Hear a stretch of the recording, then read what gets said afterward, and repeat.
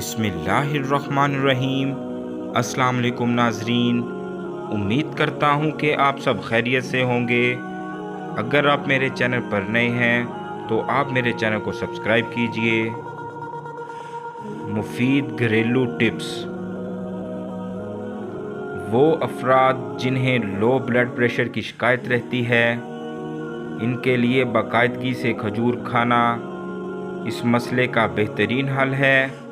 इसके अलावा लाल चुकंदर खाने से भी ब्लड प्रेशर को कम होने से रोका जा सकता है। अगर गुर्दे में पथरी हो तो नारियल के पानी में अंगूर का रस डालकर पिएं। ये गुर्दे की पथरी का बेहतरीन इलाज है। हाई कोलेस्ट्रॉल लेवल को कम करने के लिए बारीक कटे हुए प्याज, मक्खन और 1/4 काली मिर्च को मिक्स करके खाना मुफीद साबित होता है। मोटापे को कम करने के लिए नाश्ते और रात के खाने के बाद बंद गोभी खाना बेहद फ़ायदेमंद है।